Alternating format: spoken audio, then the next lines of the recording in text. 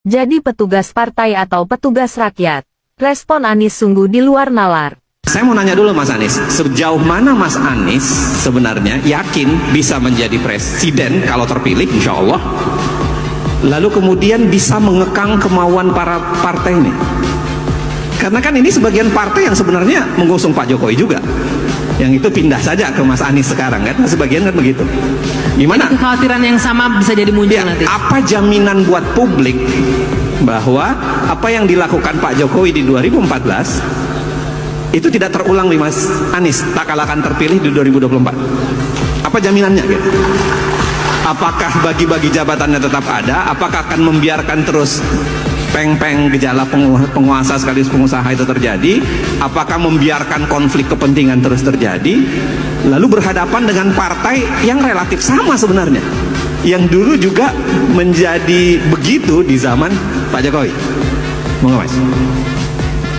Begini, pertama, ketika mencoba memprediksi apa yang akan dikerjakan besok, maka prediktor terbaik adalah perilaku yang dikerjakan kemarin. Karena kalau bicara besok, siapa saja bisa mengarang kalimat yang paling menyenangkan kuping pendengarnya. Bisa. Dan ketika itu dikerjakan, kita akan tepuk tangan, cocok saya jawaban ini, cocok jawabannya. Tapi terlaksana apa tidak, tergantung rekam jejak. Rekam jejaklah yang membuktikan apakah bisa diikuti atau tidak. Nah, jadi saya ingin tunjukkan bahwa ketika kami bertugas di Jakarta, ada 23 janji. Oke. Kami eksplisit, ini janji, dan disebutnya bukan program, janji. Lalu janji itu boleh diakses, dilaksanakan apa tidak. Jadi boleh dilihat, alhamdulillah 23 janji itu terlaksana di Jakarta dengan tuntas. Padahal di situ ada tantangan pandemi dan lain-lain. Jadi bahkan ketika kami menandatangani kontrak-kontrak politik di Jakarta, salah satu pertanyaan paling sering ditanyakan warga Jakarta pada masa kampanye itu, Pak, ini kami tanda tangan kontrak politik, nanti Bapak 2 tahun tahu-tahu pergi dari Jakarta. Karena mereka punya pengalaman, tanda tangan kontrak, lalu yang tanda tangan tidak ada. Nah, malah yang kami kerjakan adalah kami menuntaskan semua kontrak politik yang ditandatangani sebelum kami untuk memastikan rakyat percaya kepada negara. Itu yang kami kerjakan. Jadi bukan hanya kontrak politik kami, tapi kontrak politik yang sebelumnya itu kami tandatangani ulang dan kami laksanakan. Termasuk yang paling fenomenal adalah kampung di Pelumpang ini, Tanah Merah yang kemudian kemarin ada kebakaran. Itu adalah salah satu. Jadi gini Mas Uceng, jadi kami melihat bahwa ke depan apa yang kami janjikan kami taker. Kami tidak mau menjanjikan yang kami tidak bisa lakukan.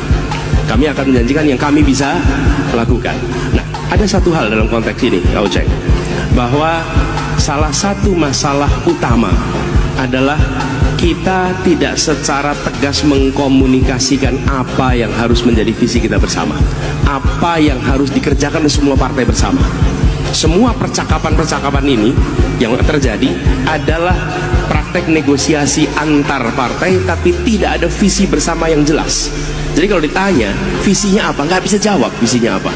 Nah, kami melihat kita menurut hemat kami harus punya kesepakatan. Bila negara membiarkan praktek seperti ini, bukan hanya bagi-bagi jabatannya. Bagi-bagi jabatan itu di dalam politik ada pembagian porsinya sesuai dengan kekuatan politiknya, itu normal.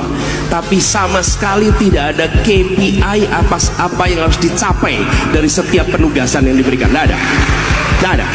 Jadi kalau seseorang ditugaskan jadi Menteri Kumham, tanya apa tugas yang Anda harus capai, apa yang harus Anda tunda. Tidak ada. Tanyakan Menteri Pertanian, apa? Tidak ada. Lepas. Jadi ketika pembagian itu terjadi, itu juga yang terjadi politik, waktu Menteri dengan jadi Menteri Pendidikan di awal. Jadi kita, nah ini menurut kami harus dikoreksi, harus ada, dan bahkan nasional sampai daerah. Kalau ada bupati, wali kota peduli tentang kesehatan ibu, ini Pak Ilham boleh cerita nanti. Kenapa? Karena wali kotanya peduli, bukan karena ada guideline dari pusat tentang kesehatan ibu, tentang perlindungan pada ibu. Tidak ada. Jadi Kang Uceng, yang menjadi problem menurut kami, tidak ada kejelasan arah yang udah pegangan semua. Lalu yang kedua, ada satu aspek yang ini reformnya nggak akan sederhana, yaitu pembiayaan politik. Karena pembiayaan partai politik, pembiayaan kampanye yang selama ini terjadi tidak pernah dikerjakan secara institusional.